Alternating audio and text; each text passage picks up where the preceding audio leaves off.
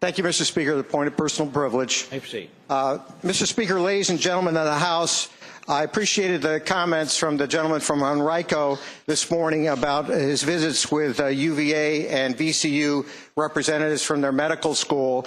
And I hope that you'll have an opportunity to visit with those folks as well as representatives from your individual hospital in the very, very many areas of the Commonwealth where these hospitals exist.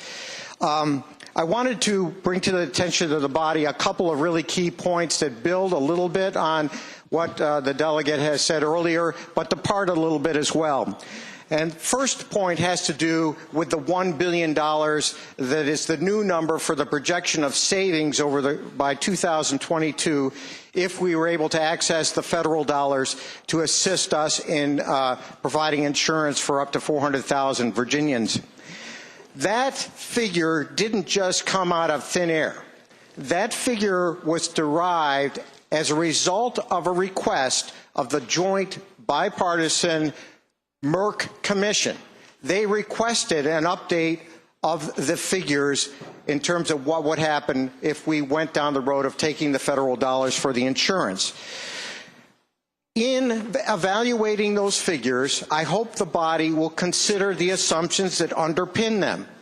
And if those assumptions are wrong, tell us why they are wrong, because all projections are based on assumptions. And just as the administration had different figures that went down the line over the last year, year and a half, so too is this figure different based on changing circumstances.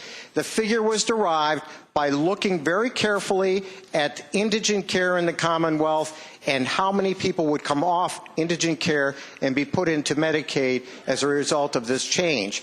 It also looked at the historical evidence related to other states. After all, shouldn't we learn from other states? On the basis of those two assumptions, they came up with a new figure, and they used the actuarial house of Price Waterhouse to help them with that, a professional firm. Secondly, make no mistake about the hospital's view on this issue. The hospitals believe that this is in the best interest of the hospitals and the people that they serve.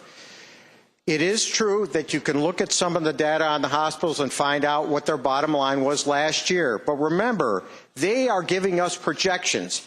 And again, if their projections are wrong, tell us. To this date, I don't know that anybody has been able to say that those figures are wrong. If the hospitals are right, they stand to lose millions of dollars if we don't do this. So in conclusion, Mr. Speaker, ladies and gentlemen of the House, I remind you, it is $5 million each day, and we ought to find a Virginia way to get at it. Thank you. Gentleman from Prince William.